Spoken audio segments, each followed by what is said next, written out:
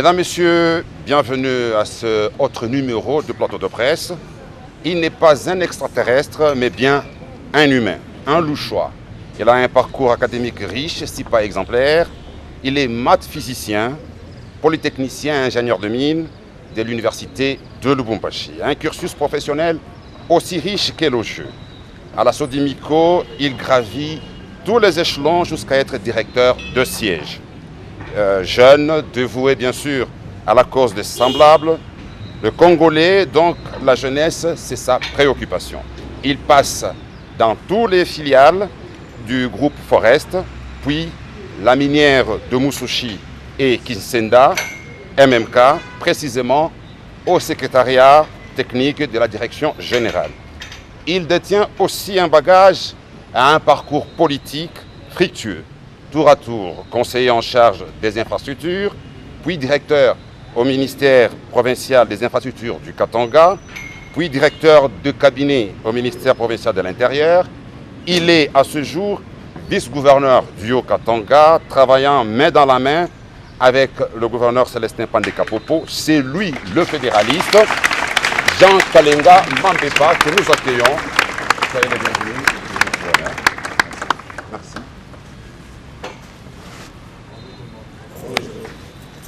Bien, c'est de lui que nous allons parler aujourd'hui. La campagne a déjà été lancée et nous lui disons merci d'avoir accepté notre invitation.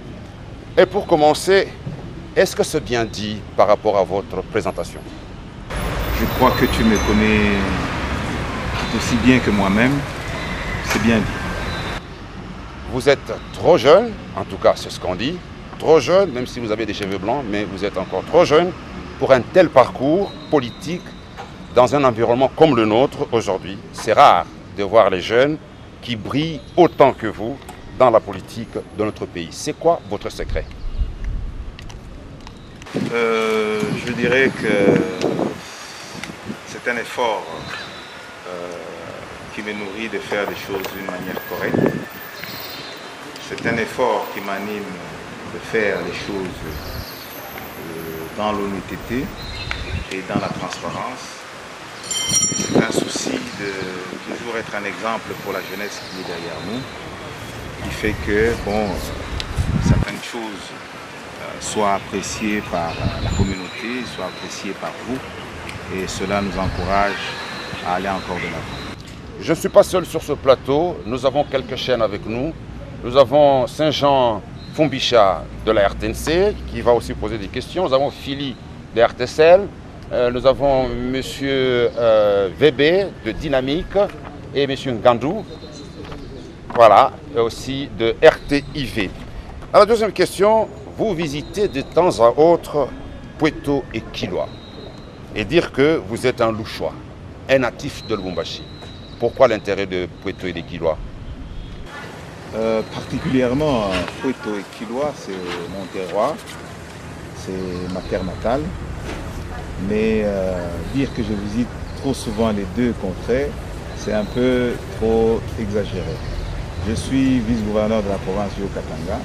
J'ai la responsabilité de visiter tous les milieux urbains, tous les territoires que nous avons pour le compte de notre province, mais plus particulièrement les deux cités que tu viens d'évoquer. Pour moi, j'y accorde beaucoup d'importance parce que c'est pour eux, en fait, en quelque sorte, que j'ai été responsabilisé dans les fonctions de vice-gouverneur. C'est une représentation de cette communauté-là et je dois répondre à l'appel du chef de l'État de pouvoir être à l'écoute de cette population et de veiller à ce qu'elle puisse avoir une réponse à leurs questions à travers ma présence en tant que vice-gouverneur. Je rappelle que vous êtes candidat à la députation nationale et vous êtes l'interfédéral du parti politique Les Fédéralistes. Jean Fumbisha, une question à ce sujet. D'accord. Alors, être député pour vous, qu'est-ce que cela apporte comme opportunité, comme occasion d'action? Juste pour savoir le rêve du candidat Kalenga Mambepa, une fois honorable député. Pour moi, être député, c'est une occasion, c'est une opportunité de toujours avoir l'occasion et le moyen de pouvoir transmettre les préoccupations de la population du territoire de Pweto vers l'exécutif, que ce soit l'exécutif provincial ou encore l'exécutif national, afin que on puisse constituer un trait d'union entre la population du territoire et les décideurs, les planificateurs, et que dans leur action, ces derniers puissent tenir compte des soucis de la population du territoire. Est-ce que le fait de quitter l'exécutif et d'aller au législatif, cela ne vous amoindrit pas un tout petit peu? Que vous quittiez vice-gouverneur, deveniez député, ça change quelque chose en vous? Bon, je ne sais pas. Bon, on se prépare à un avenir. On ne sait on ne sait pas ce que Dieu nous prépare comme destin. Mais en tant que député, on a un mandat. On a un mandat de la population et on a plus de responsabilités. Parce que être exécutif, des fois, bon, on est perdu dans la gestion quotidienne sans qu'on se rende compte qu'on est là pour répondre à certaines préoccupations de la population.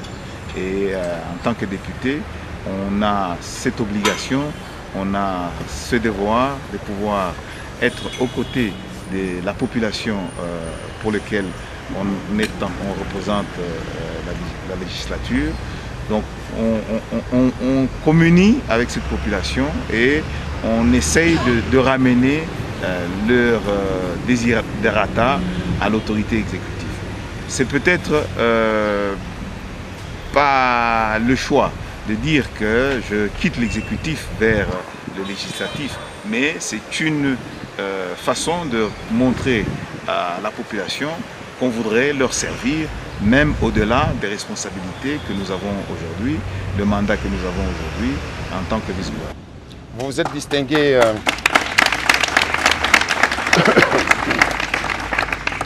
vous vous êtes distingué depuis un certain temps dans un certain nombre d'activités. Je voudrais que la technique nous balance une des activités que vous allez voir vous-même et peut-être vous allez les commenter. Après un parcours de près de 465 km, le vice-gouverneur du Haut-Katanga atteint la rivière Louvois vers 19h30. À sa descente du bac, à l'autre bord, plusieurs habitants du chef-lieu du territoire ont bravé l'effroi et l'obscurité pour lui réserver un accueil d'un fils du terroir. Jean Kalenga Mambepa est escorté jusqu'au niveau du bureau du territoire où il salue les autorités locales mais aussi une foule immense constituée des forces vives de la cité de Pweto. Je suis très heureux de voir que mes frères, malgré l'heure qu'il fait, ils m'ont attendu pour me témoigner leur amour. Et cet amour qu'ils me témoignent va tout droit vers le chef de l'État, parce qu'ils sont conscients que c'est grâce au chef de l'État que je suis là aujourd'hui. C'est pour le chef de l'État que je viens ici, parce que leur problème c'est qu'on puisse les soutenir.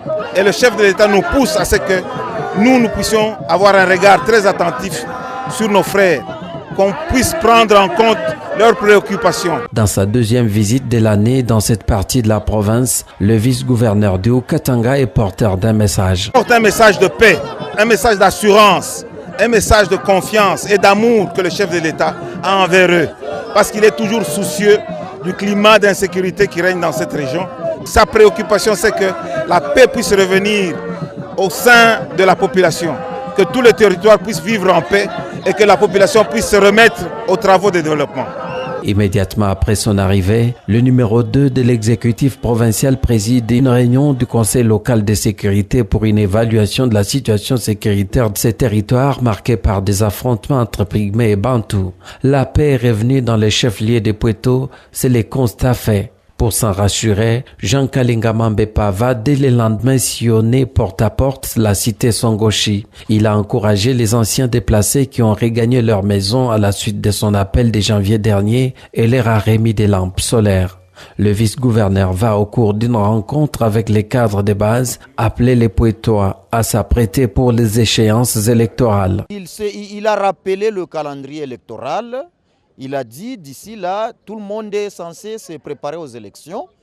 Ces informations viennent de bouches autorisées Il n'y a plus d'inquiétude, mais nous nous préparons. Ceux-là qui ont des ambitions électoralistes peuvent se préparer aux élections. Nous allons élire les gens qui sont éligibles. Le vice-gouverneur leur a expliqué les efforts déployés par les gouvernements Pandé Kapopo pour mettre fin à l'insécurité dans le territoire des Pweto, comme le veut le chef de l'État Joseph Kabila. Alors, vous venez de suivre ce reportage. Avez-vous un commentaire à ce sujet? Je crois que je suis content du fait que dès le départ, j'ai compris le message du chef de l'État, le Raïs Joseph Kabila Kabange, et je l'ai transmis en temps utile. En ce moment-là, je crois qu'il y avait des inquiétudes dans le chef de certaines personnes qui doutaient encore qu'on allait organiser des élections. Et voilà, aujourd'hui, nous sommes déjà dans la période de campagne, ce qui confirme que déjà à ce moment-là, j'avais bien compris le message du chef de l'État et que je l'avais transmis à qui de droit. Pendant cette période de troubles entre Pygmées et Bantous, vous avez pris le risque. Est-ce que vous n'avez pas eu peur? Non, je n'ai pas eu peur. Je crois que c'était une détermination de pouvoir accompagner la population de Pweto. Effectivement, beaucoup de gens avaient peur à cette époque de se rendre à Pweto, compte tenu du climat qui régnait dans la cité. Mais en tant que combattant, j'ai compris que j'avais quelque chose à apporter à cette population. Cette population avait besoin d'un soutien moral et j'ai pris mon courage, j'ai pris toute mon équipe. Nous sommes allés à Pweto pour aller vaincre cette peur, cette terreur qui était habitée dans la population de Pweto. Effectivement, on s'était rendu compte qu'il y avait plus de traumatisme que effectivement de menaces réelles et notre présence a heureusement permis à ce que le climat puisse être apaisé et je m'en réjouis. Je suis très content et très fier de ça. Jean-Féli de RTCL, une question? Merci. Messieurs le vice-gouverneur, vous avez beaucoup d'aptitudes, vous avez beaucoup de compétences, on l'a dit tout à l'heure, qu'elles soient scientifiques, qu'elles soient politiques ou morales. Mais pourquoi avons-nous l'impression que vous ne valorisez pas vos compétences? Pourquoi avons-nous l'impression que vous restez trop orthodoxe, trop réservé et vous n'avez pas des discours politiques qui frappent la sensibilité et vous conservez votre statut de second alors que vous êtes candidat à la députation? Est-ce que vous ne pensez pas que c'est le moment de vous mettre un peu en exergue et oublier parfois l'administration? Merci beaucoup pour cette question. Effectivement, beaucoup de gens pourraient avoir l'impression que j'ai beaucoup de réserves. Oui, que vous êtes moins bavard. Bon, je suis peut-être discipliné, hein, je ne suis pas désordonné. Je ne voudrais pas que dans la communion d'esprit qui nous anime avec mon titulaire, le gouverneur Célestin Pandé Kapopo, qu'il y ait des nuages qui planent pour créer un malentendu dans la population. Je crois que je m'efforce à jouer le second rôle qui m'a été confié et laisser la primeur à mon titulaire, son Excellence, Monsieur le Gouverneur. Ça paraît peut-être que je m'efface, mais non, je laisse la place au gouverneur et je prends la position qui me convient pour ne pas gêner le climat, pour que la population apprenne quand même que quand on est second et qu'on ne doit pas se bagarrer, on ne doit pas se disputer la place avec les titulaires. Donc le second, moi j'estime que dans son rôle de second, peut aussi être brillant, peut aussi être présent. Et ce que je fais par mes activités, je me dis que j'accompagne le gouverneur de sorte que nous puissions aller dans l'harmonie et je crois que c'est au plaisir de tout le monde que nous avons parcouru notre temps.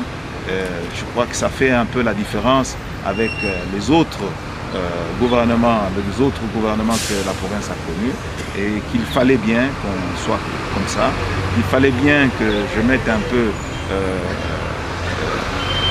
de douceur. Monsieur le vice-gouverneur, je m'excuse, mais maintenant que c'est la campagne électorale, est-ce que ce n'est pas le moment d'oublier tout ça et de vendre votre image et mettre un peu en exergue ce que vous êtes plutôt que rester? crois que bon, on a de l'estime des gens par des choses qu'on perçoit, même si c'est interne, ça transpire toujours. Je crois qu'effectivement, nous sommes dans une période libérale où chacun peut s'exprimer. C'est pourquoi, d'ailleurs, chacun évoluant dans sa circonscription, il a le loisir d'exploser et de s'exprimer. Je crois que lorsque je suis à Pouéto, je ne fais pas le second, le vice-gouverneur. J'essaie d'être les meneurs d'hommes, j'essaie d'être à la tête des leaders du territoire pour qu'ensemble, avec les autres frères qui sont déterminés à prendre en main le destin de la population de Pouéto, que nous puissions communier dans l'unité et que nous puissions montrer la voie à toute la population. Je crois qu'on est parti pour que chacun puisse s'exprimer et je suis prêt, je suis en train de me battre, je suis prêt à me battre pour que je me fasse valoir auprès de ma population, la population de Pouéto, que je puisse réellement transmettre mes idées, mes orientations, ma vision pour qu'on puisse comprendre réellement sur quel schéma je suis déterminé pour... Je comprends que vous êtes respectueux des règles, respectueux, n'est-ce pas, de loi et vous acceptez facilement la hiérarchie, ça ne vous efface pas. Au moins, les gens vous connaissent parce que à la clé de tout ça, on sait que vous êtes l'interfédéraliste, n'est-ce pas, le fédéral des fédéralistes dans Pouéto-Katanga. Je crois que c'est quelque chose de très positif. Mais il y a aussi des gens qui disent que mais le vice-gouverneur, on le voit à Pouéto, on le voit à Kachoboué, on le voit à Kilwa, mais il ne parle pas trop à la presse. Il agit dans l'ombre. Et quand je suis en l'ombre, ça frappe. Est-ce que c'est la stratégie choisie par vous-même ou par votre parti politique? Bon, c'est peut-être la conséquence de la position que j'occupe au niveau du gouvernement, mais au niveau du parti, je mène la tête comme il se doit. Je suis interfédéral de notre parti, notre cher parti, les fédéralistes. Et vous-même, vous avez été témoin de tout ce que nous avons mené comme action pour que le parti puisse exister, pour que nous puissions réellement montrer à la face du monde qu'on était un parti fort. Je crois que on essaye, on fait en sorte qu'on soit à la tête et on répond bien à notre position, on répond bien à l'attente de tous nos combattants et nos camarades et je crois que jusque-là ça va bien. Je crois qu'il y a une autre question, notre frère. Monsieur le vice-gouverneur, je voudrais commencer par Pouéto parce qu'on parle de Pouéto. On apprend que sur place, vous êtes également dans le secteur de l'enseignement. En dehors de votre casquette de politique, vous faites scolariser les jeunes et certains autres ici à l'université de Lubumbashi. Vous poursuivez quoi comme objectif? Vous voulez les inciter ou inciter tous ceux qui sont tout autour de vous soutenir en tant que candidat, ou vous le faites avec conviction, en âme et conscience, ou vous avez évidemment cet autre plaisir de redevenir celui qui a été connu dans cette contrée? Je parle bien de Katumba Manké. En fait, pour moi, l'éducation, c'est mon cheval de bataille. Dans ma philosophie, je me dis que pour accéder à un développement, il faut avoir un peuple éduqué, un peuple formé. Et que si on regarde bien, la dégradation de l'économie et du pouvoir économique de notre pays est due entre autres à la décadence que nous avons connue dans l'éducation. Alors c'est ainsi que je me suis dit que je devrais répondre à cette question en encourageant les jeunes à aller aux études, à étudier. Et pour moi, le fait d'encourager les jeunes à étudier va nous permettre de résoudre beaucoup de problèmes que nous essayons en aval, nous essayons de résoudre en aval, c'est-à-dire des problèmes de mariage précoce, les problèmes d'abandon d'études par les jeunes. Donc le fait que nous allons donner un exemple à la jeunesse de ce que pourrait être un jeune qui est passé par une éducation pourra inciter des compatriotes, ses frères, ses compatriotes de village à comprendre que c'est par l'éducation qu'on peut accéder à une meilleure vie. C'est pourquoi je me suis dit, j'encourage, je donne ma voix. Il ne suffit pas seulement de dire, il faut aussi faire, il faut donner l'exemple. Donc j'aimerais, par ma position, essayer de donner l'exemple à la jeunesse, à tous ceux-là qui ont des moyens de pouvoir comprendre que nous devons encourager la formation. Nous devons assurer, nous devons assurer la relève par la formation. Et tous ces jeunes que nous formons aujourd'hui vont être demain des politiciens qui vont prendre place, vont être des médecins de demain, mais nous en avons besoin en grand nombre. C'est pourquoi je me suis dit que je donne ma voix, je donne ma contribution, je donne l'exemple à toute la jeunesse, à d'autres compatriotes politiciens qui aimeraient servir leurs compatriotes et que servir la population, servir sa communauté en encourageant l'éducation serait et constituerait. Et cet investissement a-t-il des limites simplement pour cette période électorale ou vous l'entendez le pérenniser à une autre durée, ça veut dire à plusieurs années, justement pour l'intérêt de cette jeunesse? Non, je crois que c'est une philosophie qui n'est pas liée à la période électorale. Nous avons, dans le cadre de notre fondation, Fondation Augustin Kalinga Matembele, réalisé beaucoup d'œuvres dans ce domaine.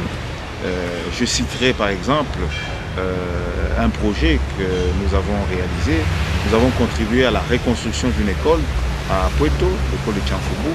Mais ce projet a commencé depuis 2015 et je ne pense pas qu'à cette époque on parlait encore des élections.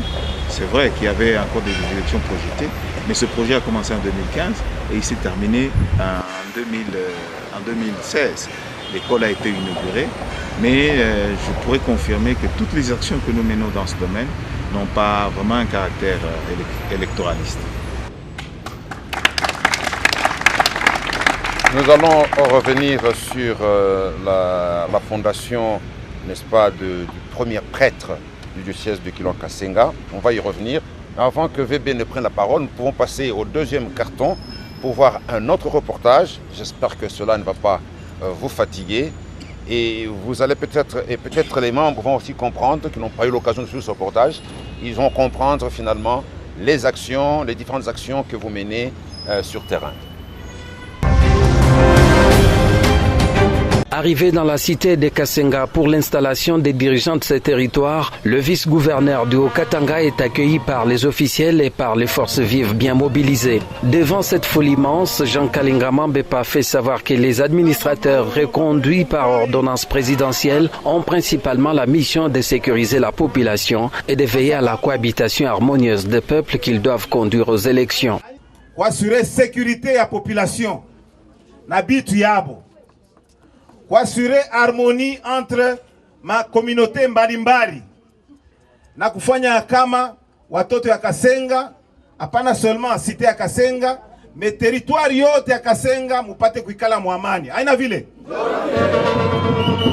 Après leur avoir prodigué des conseils, Jean Kalinga Mambepa a procédé à l'installation de Crispin Mumbakinde comme administrateur du territoire, Aridia Chomari et Kanimbo Musongwa comme administrateur des territoires assistants, respectivement en charge des finances et de l'administration. Le numéro 2 de l'exécutif provincial a recueilli les desiderata de la population de Kasenga à travers des échanges avec les représentants de la société civile locale. De là, Jean Kalinga Mambepa va parcourir les territoires de Kasenga, sensibilisé en faveur de la paix et des élections dans plusieurs villages comme à Kabiacha ou encore à Masinga. Tard dans la nuit, Jean Kalinga Mambepa arrive au village Kachobo où il est reçu en triomphe par la population. Hommes, femmes, jeunes et vieux ont bravé l'obscurité pour lui témoigner leur attachement, l'escortant depuis l'entrée du chef-lieu du secteur Luapula jusqu'à sa résidence temporaire. Ici, le vice-gouverneur qui accompagnait l'administrateur de Kasenga leur a transmis les salutations du gouverneur Célestin Pandé Kapopo et les a exhortés à se préparer à désigner leurs dirigeants aux prochaines élections. Kupitoko amayanda ya ponene ba président de la République Besu ba Rais Joseph Kabila Kabange bato ebelati twise tumimone pakuti tumone umusango ya kulungisha twasumina. Jean Kalenga Mambepa a demandé à cette population de faire confiance au chef de l'État Joseph Kabila qui milite pour la paix et le développement du territoire de Kasenga. La population de Kashobwe a favorablement répondu à ces rendez-vous devant le palais royal, en présence de l'administrateur du territoire et de plusieurs notabilités dont les chefs des groupements Kashobwe et du secteur Luapula. Le vice-gouverneur s'est adressé à ces nombreux habitants venus l'écouter. Jean Kalenga Mambepa leur a assuré de l'attention particulière du gouvernement provincial sous l'impulsion de Célestin Pandé Kapopo afin que leurs difficultés trouvent des solutions. Il les a appelés à la culture de la paix et à la cohabitation harmonieuse de toutes les communautés vivant dans ce groupement, comme le veut le chef de l'État Joseph Kabila. Tuko na mwe pamoja kwa sababu kazi banetupatia banetuinvestir kuko president wetu Rais Joseph Kabila Kabange. Tuikale pale juu ya kufanya nini? Ya kumichunga. Tunakuya tuangalie namna gani muko naishi na magumu gani muko nayo. Haina vile. Na kuangalia namna gani tunaweza kuitumikia. Tulisikia ya kama kulikuwa mvula iliangusha manyumba. Na ile ileta huzuni sana kwa gouverneur wetu Célestin Pandé Kapopo. Tunapenda watu wote wakazi wa Kashobwe mukale msalama. Tunasikilizana? Muikale msalama na muikale mumapendo. Tunasikilizana? Na wakati mnekala mumapendo, jo mnaweza kufanya kazi pamoja, mnaweza kufanya kazi ya mashamba pamoja, mpaka vile mwafanyaga makooperative na itamepatia nguvu ya kusema mwende kumbele na maaktivite ile mnafanya. Le numéro 2 de l'exécutif provincial a également sensibilisé en faveur des élections qui pointent à l'horizon. Hakuna diskuri ingine tutapitisha hapa. Sisi wote tujitayarishe tuende kuma election. Le 23 décembre ya hii mwaka President de la République anasema bipande bishuke tunapasha kwenda kuma election. Mungu tayari ya kwenda kuma election? Wala mnapasha kujua namna gani ya kuchagua. Haipashi tunakuwa distrait kuchakula wale watu abastahili.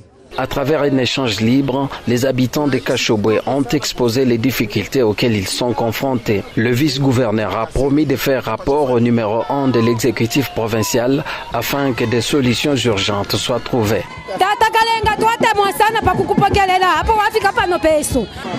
Sisi tuko na furaha kabisa kabisa hapa petu Kashobwe.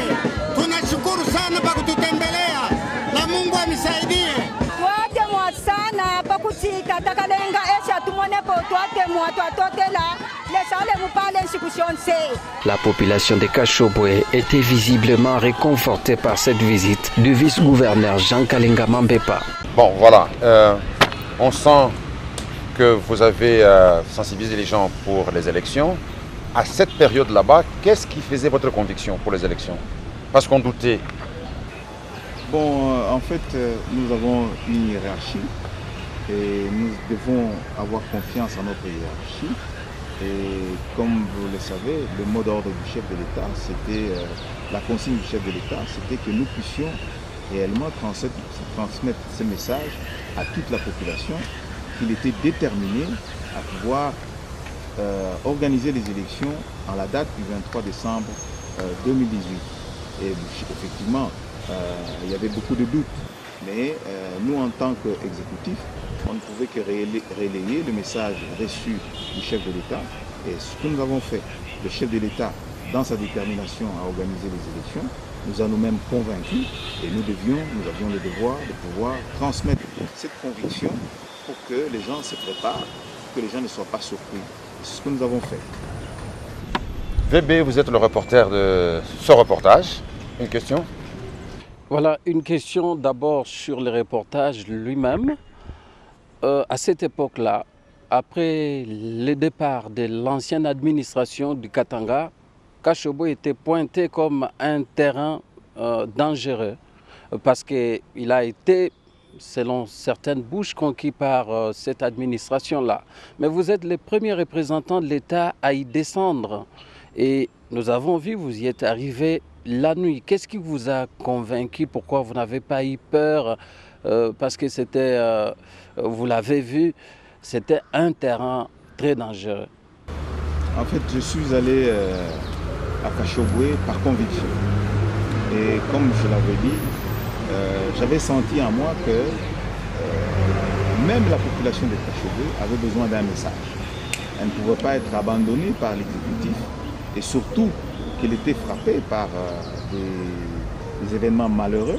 La population avait perdu, une partie de la population avait perdu leurs biens et qu'il fallait que nous, en tant qu'exécutif provincial, qu'on puisse aller vers eux, qu'on puisse aller les encourager et que dans ce sens, je ne pouvais avoir peur de personne parce que j'étais dans l'exercice de mes fonctions, j'étais en train d'accomplir mon devoir et qu'il n'y avait rien qui pouvait m'arrêter. C'est ainsi que quand on est arrivé le soir, cela est dû au fait qu'il fallait s'arrêter dans les différents villages, il fallait compatir avec toute la population riveraine de la route qui va vers Kashobwe et cela nous a pris du temps.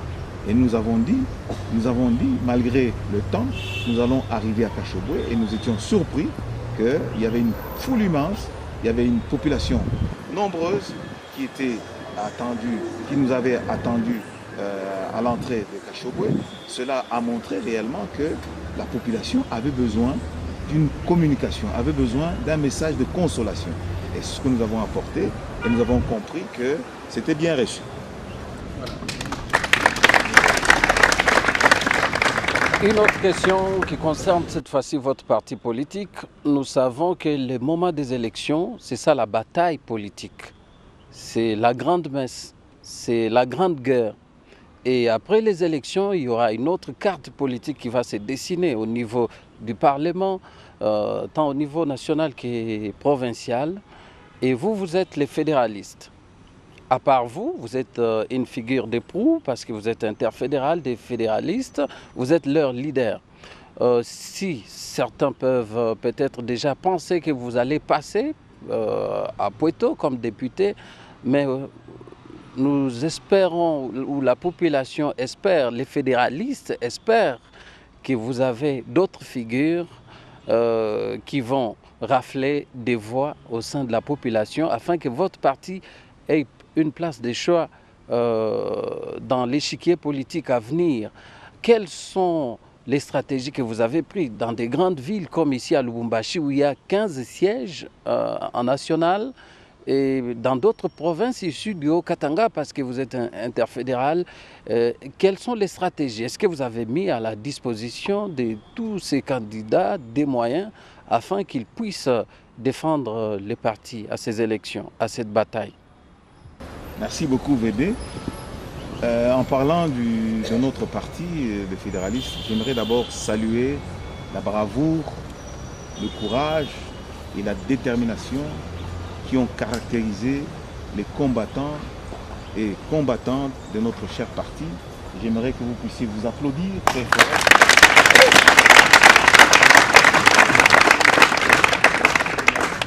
Pour ceux-là qui ont suivi le parcours de notre parti, ils comprendront que au sein de notre parti, nous avons des militants qui ont la conviction dans ce qu'ils font et qui sont déterminés à ce qu'on puisse réellement produire un résultat appréciable. Cela montre que malgré que les échéances électorales se présentent comme des échéances très rudes, nous, de notre côté, nous avons des jeunes, des mamans, des papas, des combattants déterminés à pouvoir accompagner tous les candidats de notre parti politique afin qu'ils puissent réussir. Nous avons la ferme conviction, et la détermination que nous allons avoir une place de choix. C'est vrai que la bataille est rude, mais nous avons des combattants qui se sont préparés à cette tâche. Nous avons des candidats dans la ville de Lubumbashi. Nous savons que les places sont très limitées, mais nous avons au départ organisé des séances de sensibilisation, des campagnes de conscientisation pour que les gens soient déterminés dans la démarche dans laquelle ils se sont engagés. Et nous espérons que nous allons créer la surprise dans cette province. Non pas seulement dans cette province, mais dans d'autres provinces, parce que la conviction qui est nourrie par les militants, les combattants dans notre province, elle est la même. Vous la trouvez dans d'autres provinces, vous la trouvez au Lualaba, vous la trouvez au Tanganyika, vous la trouvez au-delà même du Grand Katanga, au sud Kivu, vous la trouvez même à l'Équateur. Donc cela veut dire que la séduction que cette population trouve en approchant les membres de notre parti va se traduire par des élections des candidats de notre parti et que nous puissions, cela puisse nous permettre d'avoir des élus, des honorables députés qui vont participer à la réconfiguration, comme tu l'as dit, de l'espace politique à venir. Alors, nous sommes en train d'atterrir petit à petit, peut-être une ou deux questions. Vous êtes membre du FCC, partant de votre parti politique, et votre candidat en tant que FCC, c'est Emmanuel Ramazani Shadary. Est-ce que vous pouvez nous parler de cet homme? Comment est-ce que vous avez accueilli sa désignation? Comment est-ce que le fédéraliste accueille Emmanuel Shadary comme candidat président de la République? Comme membre du parti politique, le fédéraliste Emmanuel Shadary, c'est une longue histoire. C'est vraiment une très longue histoire et une histoire très liée qui oblige tout membre du fédéraliste de se retrouver dans cet homme qui est le candidat du FCC Emmanuel Shadary. Il a participé pour beaucoup pour que notre parti soit ce qu'il est aujourd'hui. Non pas en donnant des moyens comme d'aucuns peuvent l'imaginer, mais en nous apportant son soutien et son encadrement. Et de ce fait, nous en tant que membres du parti des fédéralistes, nous ne pouvons qu'être derrière lui. Et nous avons ce devoir de l'accompagner. Et donc vous vous préparez à son arrivée? Effectivement, nous nous préparons à son arrivée et nous allons lui réserver un accueil très chaleureux, particulièrement chaleureux par les militants des fédéralistes. Pour lui dire, les relations qui existent entre cet homme et le parti sont très intimes et très liées. Maintenant, en tant qu'autorité, en tant que personnalité, je dirais que Emmanuel Shadary, avec le Katanga, c'est une longue histoire aussi. Emmanuel Shadary, c'est un fils de notre province, la province du Katanga. D'aucuns le savent, et tout le monde le sait, que Emmanuel Shadary est un Kassapar. Il a vécu dans la ville de Lubumbashi et il connaît cette cité, il connaît cette ville, il connaît cette province. Donc l'amour, le lien, l'affection, l'attachement qu'il a pour la province du Haut-Katanga, c'est un attachement aussi particulier. Et toute la population doit en être conscient. Toute la population doit savoir que celui qui est devant, c'est un fils du Haut-Katanga. Et je dirais même qu'il est plus fils du Haut-Katanga que d'ailleurs, parce qu'il a un ancrage solide dans notre province et en tant que tel, nous ne devons que le considérer que notre fils. Par ce qu'il incarne, par ses valeurs morales, par ses qualités intellectuelles, nous pensons qu'il est l'homme il est l'homme à la place qu'il a fallu pour qu'il soit candidat aujourd'hui du FCC. Il incarne l'avenir de demain de notre pays. Il incarne une nouvelle philosophie, un mode de gestion rénové qui va assurer et garantir le bonheur de toute la population. Et vous assurez sa réussite, son succès? Je suis convaincu que Emmanuel Shadari va passer comme président de la République. Parce que je m'en souviens bien, le jour où, et vous-même vous pouvez vous en souvenir, le jour où on a proclamé son nom, le jour où on a cité son nom, il y avait un calme plat dans toute la ville. Et je dirais même sur toute l'étendue de la République. Pourquoi? Parce que tout le monde était en train de dire en lui-même que c'était l'homme qu'il fallait. Et Dieu a dit que voilà l'homme que j'ai choisi pour vous. Il a inspiré le président Joseph Kabila Kabange à prendre cet homme qui incarne l'espoir de toute la population du Congo. Et j'espère qu'il va réellement le faire. Alors, il ne nous reste que quelques instants. Une question à chacune des stations, un peu rapidement, et puis on termine. Alors, je crois qu'on peut faire une minute. Enfin, oui, 30 secondes, allez-y un peu rapidement. Non, rapidement, alors, une fois vous êtes à l'hémicycle, vous êtes député national, vous parlez bien, vous défendez les intérêts de la population de Puerto, et il arrive par pur hasard que l'on décide, par exemple, qu'on diminue le montant des monuments des députés. Vous réagissez comment? Juste pour savoir, parce que la plupart disent que c'est pour s'enrichir que les députés vont à l'Assemblée nationale. Vous allez réagir comment si par pur hasard on diminuait les monuments des députés nationaux? Vous allez réagir comment? Non, d'abord, je ne suis même pas convaincu qu'on va à l'Assemblée pour s'enrichir, parce que on n'a qu'à voir tous ceux qui ont été députés, je n'en connais pas qui soient riches. C'est peut-être on donne des moyens suffisants pour qu'un député puisse accomplir ses tâches aisément. Mais s'il y a des raisons fondamentales qui demandent à ce qu'on puisse restreindre le budget du Parlement, je pense que nous devons tous œuvrer pour que nous prenions l'intérêt de la population et non l'intérêt individuel.